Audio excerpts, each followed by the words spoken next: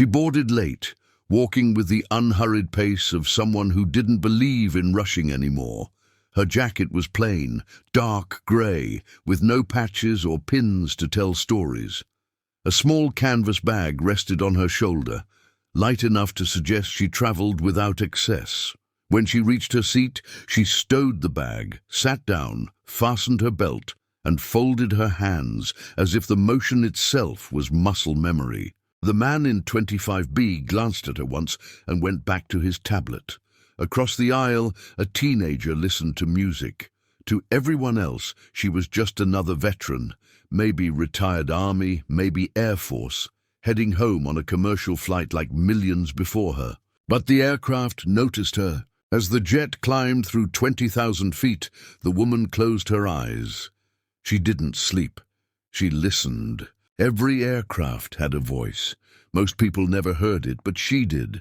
The subtle harmony of engines, the gentle corrections of control surfaces, the tiny vibrations that told you when something was perfectly balanced, or when it wasn't. She breathed slowly, counting each breath without meaning to. At 34,000 feet, the seatbelt sign chimed off. The cabin relaxed. Flight attendants rolled carts down the aisle. Someone laughed too loudly near the back. Everything felt normal. Almost. The woman's fingers twitched. She felt it before it happened. A faint shiver through the floor, like a skipped heartbeat. The engines corrected, but not smoothly. Her eyes opened. Then the turbulence hit. Not the playful bumps that earned nervous smiles, but a hard, sudden drop that stole breath from lungs. Overhead bins rattled. A drink cart slammed into a seat. A baby screamed. The plane lurched again. Warning chimes echoed from the cockpit. The cabin lights flickered. "Ladies and gentlemen," the captain's voice came over the intercom, controlled but strained. "Please return to your seats and fasten your seatbelts immediately." The woman in 25C tilted her head slightly. Hydraulic lag, she thought. Left side response delayed. The plane yawed to the right. Not much, but enough. A third jolt followed, sharper than the others. Oxygen masks dropped from the ceiling, swinging wildly. Panic spread like fire through dry grass. "Oh God!" someone shouted. The woman reached up calmly, pulled her mask down, and placed it over her face. Her hands didn't shake. The man beside her was breathing fast. Are we crashing?" "No," she said softly, "not yet." He stared at her. "What?" She removed the mask briefly. "Brace your feet against the floor. Keep your head back when we drop again." "How do you—" The aircraft dropped. Screams filled the cabin. The woman stayed still, eyes forward, feeling the plane fight itself, computer commands arguing with failing hydraulics. She could almost see the data streams in her mind, red warnings, flashing over familiar symbology. The captain's voice returned, tighter now. "Flight attendants, take your jump seats." That wasn't good. A flight attendant hurried down the aisle, face pale but professional. "Ma'am, sir, please remain seated." The woman nodded, then spoke quietly. "Tell the cockpit they've lost partial hydraulics, and the secondary flight computer is compensating too aggressively." The attendant blinked. "Excuse me?" Before she could respond, the plane shuddered again, longer this time, like an animal struggling to stand. The woman unbuckled her seatbelt. "Ma'am," the attendant said sharply, "you need to stay seated." "I flew worse than this," the woman replied calmly, standing, "and they need to hear it now." There was something in her voice, not authority, not arrogance, but certainty, that made the attendant hesitate. "Please," the woman added, already moving forward, "every second matters." The aisle felt longer than it should have.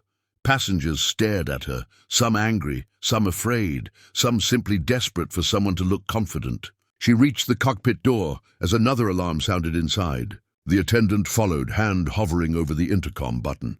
"Captain, there's a passenger." "I need 30 seconds, the woman said firmly. The door opened. Inside, the cockpit was chaos wrapped in discipline.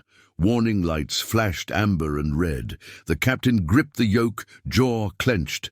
The first officer worked switches rapidly, sweat beading at his temple. "What is this?" the captain snapped. The woman stepped forward, eyes scanning the instruments in a single fluid motion. "You're compensating for a left hydraulic failure," she said, "but the secondary flight computer is overcorrecting You need to reroute power and ease the correction curve, or you'll fight the aircraft all the way down." The cockpit went silent. The first officer stared at her. "How do you—" "Call sign Raven," she said. "Retired F-35 test pilot. I wrote the early stability reports for fly-by-wire failure modes." The captain's grip tightened. Another violent shudder rocked the plane. "Captain," the first officer said quietly, "she's describing exactly what I'm seeing." The captain swallowed. "Ma'am, are you saying you can help us land this aircraft?" The woman met his eyes. Hers were steady, sharp, and impossibly calm. "Yes," she said, "but only if you stop fighting it." For a brief moment, pride, protocol, and fear collided in the captain's expression.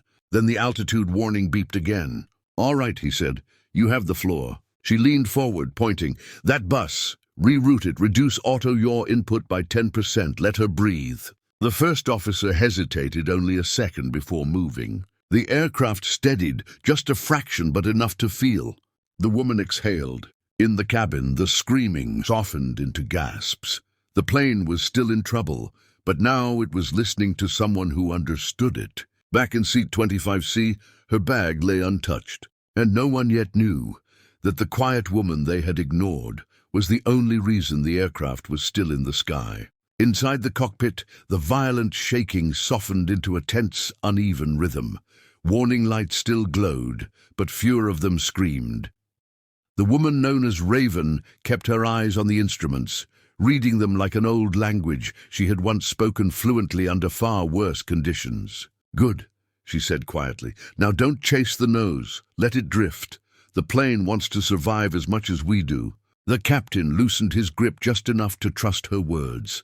Sweat ran down his temple. He had thousands of hours in the air, but none like this. None with a stranger standing behind him, calm as a stone in a river. The first officer glanced back at her. "Altitude stabilizing," Raven nodded. "Because you stopped fighting the software. Commercial jets and fighters are cousins. They just argue in different languages." Another alarm chimed. "Landing gear status," the captain muttered. "Leave it," Raven said. "Not yet. One problem at a time." Outside the cockpit windows, clouds stretched endlessly, soft and indifferent. Inside the cabin, time felt frozen. Passengers clutched armrests and hands, whispering prayers, staring at the ceiling as if the sky itself might answer. In seat 25C, Raven's canvas bag remained under the seat, forgotten, like a relic from a life she thought she had left behind. The captain cleared his throat. "Nearest suitable runway?" "Military base 22 miles east," the first officer replied. "Longer runway, fewer obstacles." Raven's eyes sharpened. "That's your best option. Request escort and emergency clearance now." The captain hesitated. "Escort?"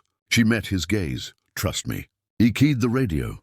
His voice carried the weight of a decision that would echo long after the wheels touched ground. "Mayday, Mayday. This is civilian flight 782, requesting emergency landing at Falcon Base. Partial hydraulic failure. Request immediate clearance and assistance." Static, then a response. Clear, calm, unmistakably military. "Flight 782, this is Falcon Base. Clearance granted. You are not alone." A moment later, the first officer looked up, stunned. "Captain, we've got 2 fast movers inbound." Raven allowed herself the smallest smile. Minutes later, the F-35s appeared, sleek shadows slicing through the sky, one on each wing, close enough for the passengers to see them through the windows. Gasps rippled through the cabin. Someone cried openly. For the first time since the crisis began, hope felt real.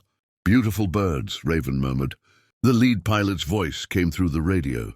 "Civilian Flight 782, this is Widow 1. We've got you.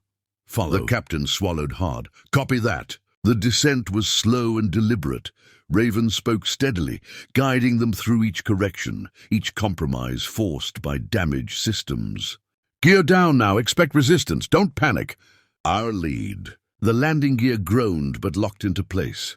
"Flaps, careful, half extension only." The runway stretched ahead, impossibly long. The wind gusted. The aircraft wobbled. "Eyes forward," Raven said firmly. "You've got this." The captain nodded, jaw set. The wheels hit the runway hard, bone-jarring, but true. The aircraft bounced once, twice, then settled. Reverse thrust roared. The plane slowed, trembling, until finally it stopped. For a heartbeat, there was silence. Then the cabin erupted. Cheers, sobbed thanks. Strangers embraced like family. Some fell to their knees, others simply sat, stunned, breathing in the miracle of survival. In the cockpit, the captain closed his eyes. "We're down," he whispered. "We're actually down." Raven stepped back, her work done.